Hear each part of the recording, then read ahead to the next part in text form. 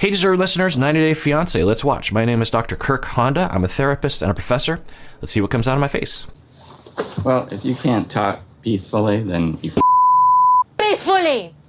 What the did you send her my notes? That was part of my privacy! How can you do?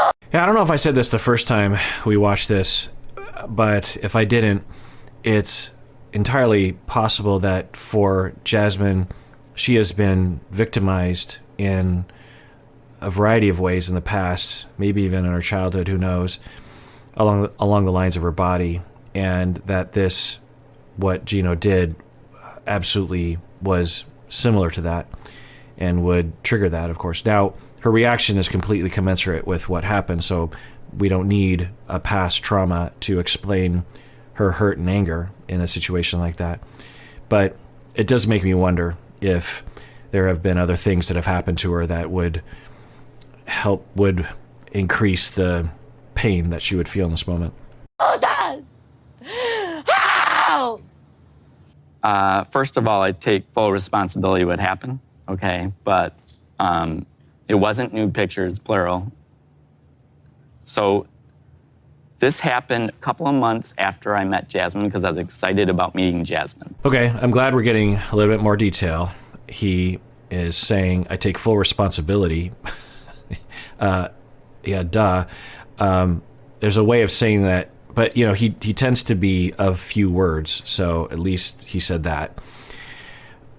I would have been more satisfied if he had said something like, I take full responsibility for what I did. It was deplorable, it was awful, it was immoral, it was terrible, it was just one of the worst things one can do to a partner. That would have helped. You know, I take full responsibility. You know, that statement is a start. But then he says, also, it's not plural. Okay, I mean, I guess that's okay to point out, but that's not the problem right now. Again, what would be more satisfying would be, I just want to set the record straight. It was wrong. It was immoral. I have a problem. I shouldn't have done it. Da, da, da, da, da. And small detail, it wasn't more than one. It was just two. It wasn't plural. And then he points out that he's still hung up on the fact that, according to his definition, they weren't nude pictures. According, I think, to anyone else, but it's interesting that he says that, because I think that might actually come from a subculture that actually will frequently have labels around that. Like, you will go to a strip club or maybe even a nude beach or something, and they will use those kinds of labels. Like, nude means nothing on, whereas topless means this. And so maybe he lives in that world, or it's just an excuse in his head. But again, most people would consider naked pictures from the waist up to be nudity. But so let's see what he says. So he's going to provide some clarification here, which I'm interested to hear. Now, my ex, she rubbed me the wrong way when we broke up, and she was saying a lot of stuff to me about her new boyfriend and stuff.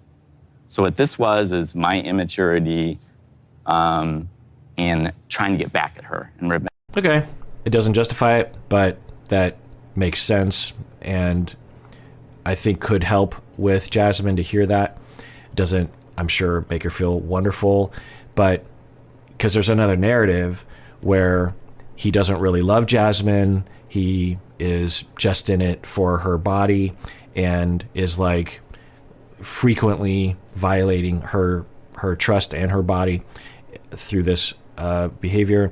But what he's saying in his way, which I think Jasmine does, that you have to read a lot into his statements. You can't just go off of what he's saying. You have to imagine this is the tip of the iceberg in terms of some much broader experience that he's having underneath. And so what I would assume if I were Jasmine is he's doing his best to explain that he was not doing well with the breakup, and it was hurting him, and the ex-partner was attacking him and saying, look at my new man, he's better than you, you're a piece of crap, that kind of thing.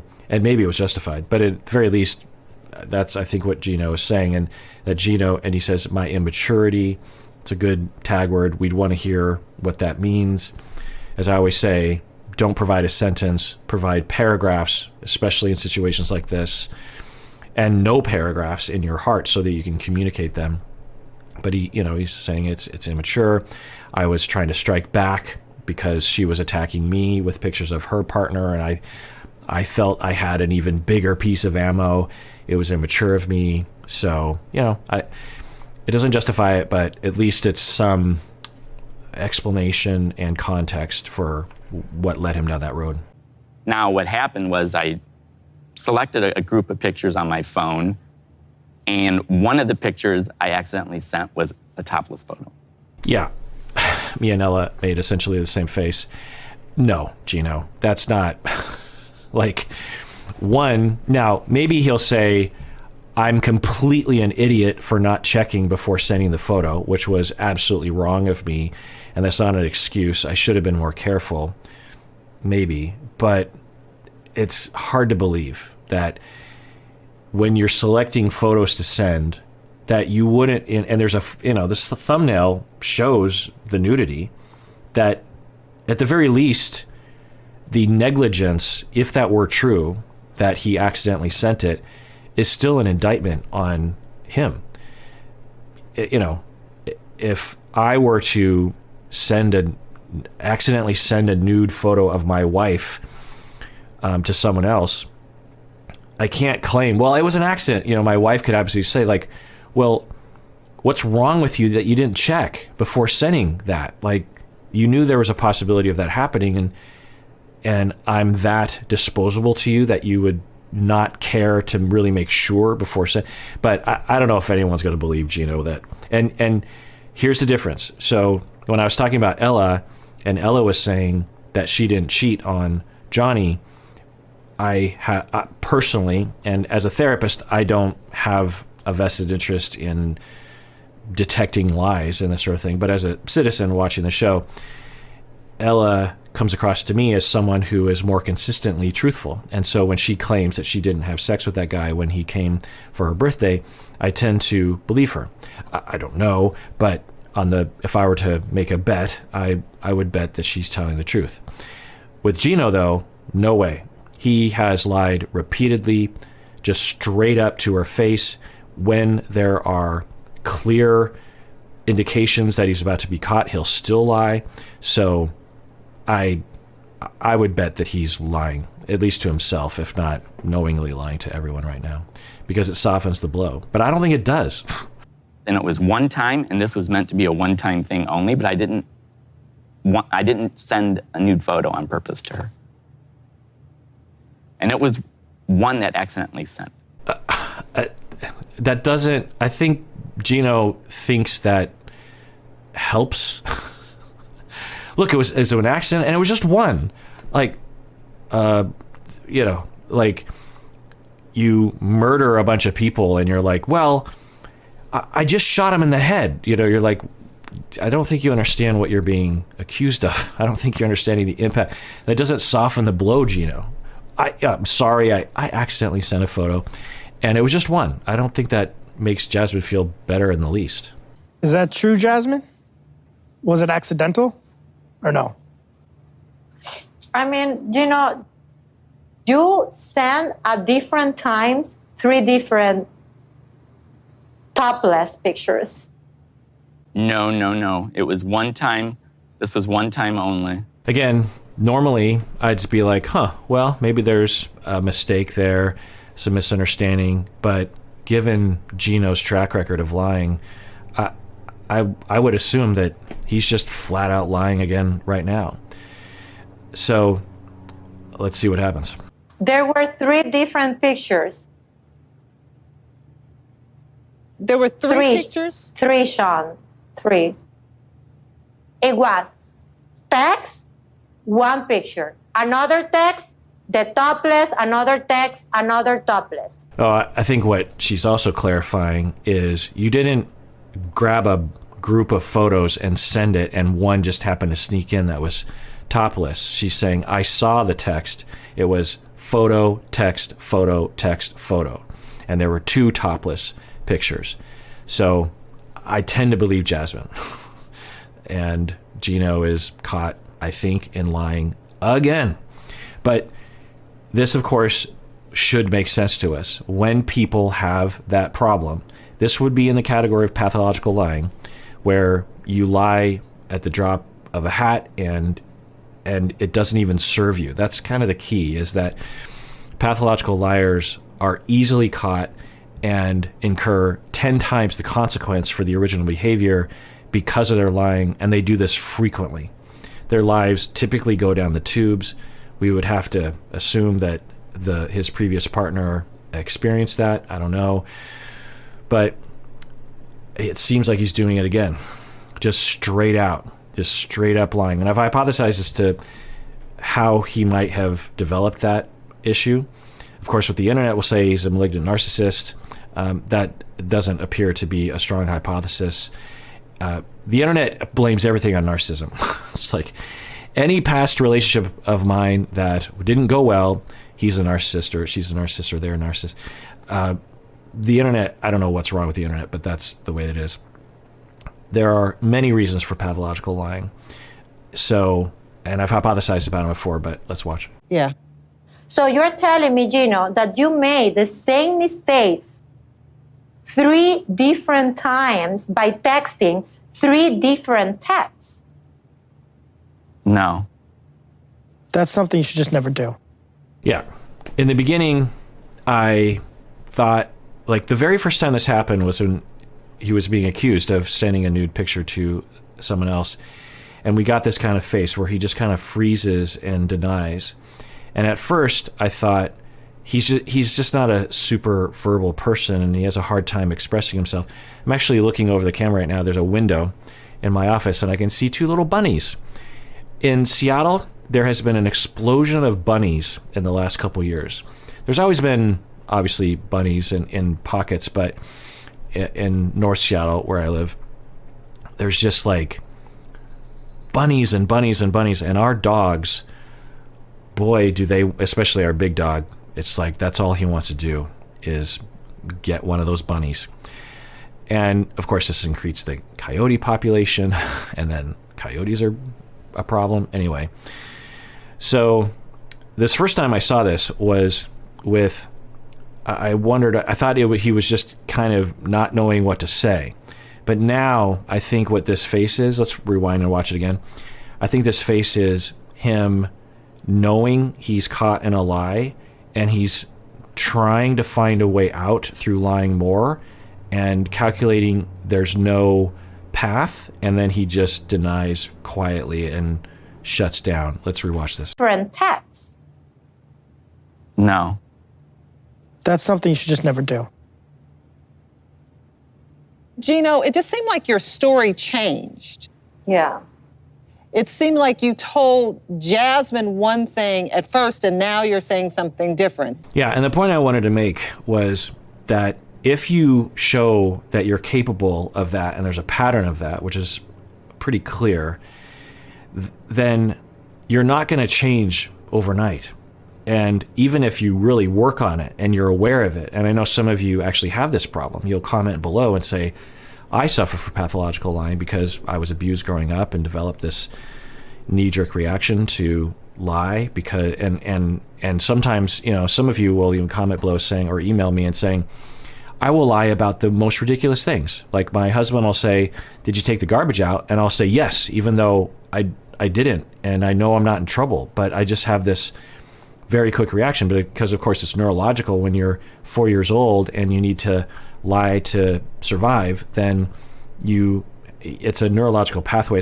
It doesn't, the decision and the motivation and the behavior doesn't pass through your prefrontal cortex to evaluate whether or not it's a good idea. It just happens. And when you have that condition, even when you're working on it, it takes years to change that habit and to recover from the traumas that motivate that. So he's just probably in that state still, which of course in that personality place still, and it's just going to continue to happen. I don't know if that's what's happening, but it looks like that. So are you saying that Jasmine doesn't have her story straight? What story is Jasmine that? said, Yeah. So in the beginning, I would have given him the benefit of the doubt and said, well, he's backed into the corner. He doesn't know how to, and that he's not lying. But we've seen this before. When he gets into this space, he just deflects. He tries to get out of it. And it seems quite obvious. And I'm sure Jasmine recognizes that by now. Now, what a lot of people will say is Jasmine should leave him. And certainly she could. But given the full picture that we've seen of Gino and the way that Gino and Jasmine are together, it's not necessarily a deal breaker. And Jasmine isn't stupid to stay in a relationship with him. There are, because what people will assume is that if he is a pathological liar or suffers from pathological lying or has lied in this way, then it's just the tip of the iceberg. He must be cheating. He must be doing all these other horrible things. And that's not necessarily true. I've worked with people like Gino who will exhibit this behavior, but they also have empathy and morals and will try not to do bad things. They don't want to lose their partner. But when they're caught in something, then they engage in this behavior. But they don't do a lot of things that require being caught for. Now, if we also learned that Gino, this was the tip of the iceberg and he was doing all these horrible things, we should be surprised, but we just don't know. then a text, then a picture, then a text, and then a picture. She said you sent 3 photos. That were nude. No. It was only one partial nude pic. So Jasmine doesn't know what she's talking about. Yeah, it was only one partial nude pic. I think what Jasmine said was there were 2 nude pictures. Was it the same nude picture? Maybe? I don't know. But again, he's clear, partially nude. It's like, you should know if you're Gino to give up on your particular definition. Everyone else, no one agrees with you, Gino, that's a distinction at the very least worth mentioning. Like, move on from that. But of course, he believes it is some sort of mitigation of guilt, which I don't think anyone else believes. And the problem is, Sean, he never showed me his text. I never saw it from Gino's cell phone. Well, that's my question. Why didn't you just show her from your phone, your side? He deleted it to scare Ella. So, see, He deleted it. why, okay, If you I had don't nothing agree to with hide, that. why If you- delete yeah. it? Well, I would assume he deleted it a long time before he was confronted on the issue because he knew that Jasmine would want to look at his phone. So, or he just deleted it because he didn't want to see it. I don't know. The deleting of it doesn't surprise me at all, particularly given the circumstances. Because, well, it had not, I accidentally sent the one partially nude picture. And that was a one-time thing. So you know that you were wrong. That was probably a very bad idea. Yes, that was very wrong of me to do Okay. it. And it's a lesson learned for me. Well, so it's hard to know if it's a lesson learned for him because if he has convinced himself it was an accident, then the only lesson he's learned is to just be more careful when he's texting. But, yeah. Me not to do it again. I just wanted to make clear that was very painful for me. And we still have a lot of things to work on. Do you understand? Okay, I don't think we're going to resolve. All right, so it sounds like Jasmine, and I was wondering how Jasmine would do, because I think given her attachment insecurities, she was at risk of watching this scene back and being just as triggered as she was back then. It seemed like there was a little bit of triggering, but not obviously nearly what was happening at the time. So she's saying, we're sort of moving forward and we have a lot to talk about. So I think that makes a lot of sense. They genuinely love each other.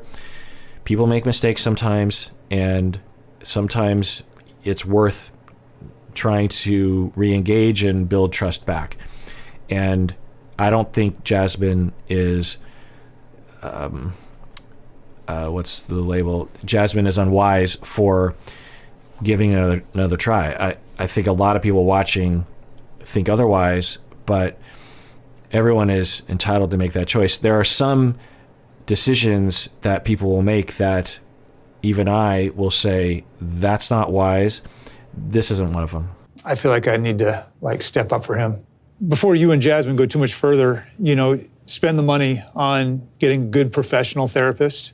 Okay, good. Yeah, I think that's pretty obvious, but Ben is trying to help in that way. Let's see what Gino says. What we just spoke about was my past. Yeah. Okay. But you're Before I met Jasmine, obviously still having issues coming back to the present. I want to move on to the future. Yeah, this is bothersome to me personally, because when people say stuff like that, Darcy would do this as well, that it's like, I'm moving forward. I'm not dwelling on the past. It's like, yeah, if I were there, I'd say, totally, Gino, that's great. But the personality that led to those behaviors and all the lying about it, let's be clear, is still there. You still have that personality. Have you changed your personality? No. So I don't believe that it was something that you did intentionally to harm her, but you do have some problems, seemingly, that are leading to self-sabotage. You don't want to lose Jasmine, and if you don't investigate and heal from whatever you need to heal from, you're probably going to do it again. We don't know, maybe you won't, but is it worth it to you to try to address that? That's what I would say. But Ben is having a different tact. Can I take this off because my ears hurt? I don't think this made us any stronger today. If anything, it might have hurt me. To relive all the difficult moments, this gets her all fired up again. I've submitted the K-1 visa. Now the question is, does Jasmine want to come to the USA? Interesting perspective. So he is like, well, we relived those past things, and that gets her fired up. She didn't seem fired up at all. She seemed many times to be really trying to help him to not lie and to have compassion.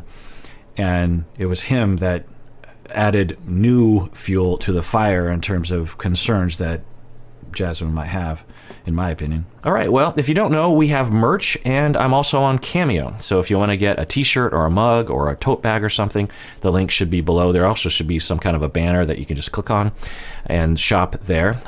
Those are fun. I actually wear a good portion of my wardrobe involves the merch, because my wife Stacy designs all of them, and we will test it out and we'll get it home. Also, mugs, I can't reach it, but I have a merch mug over there. So they're pretty good quality things, and it's fun.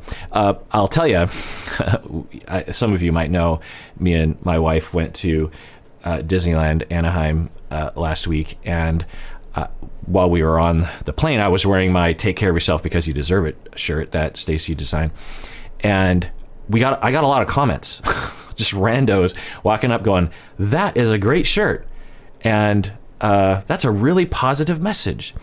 And I would always say, well, my wife designed it. And then Stacy would say, well, he says it. And I was like, I don't know. It's just sort of mortifying to be like that. I'm wearing a shirt about a catchphrase that I say. It feels narcissistic. It is narcissistic, but it was, it's just a great, I just love that design. I remember when Stacy designed it, I was like, whoa, that is the colors and the fonts and the whole thing. It just looks really great. It looks great on a sticker. It looks great on a mug. So I don't know. I think it's a thing. The other thing that I'll get comments on is when I wear the shirt, my cat wants to chime in.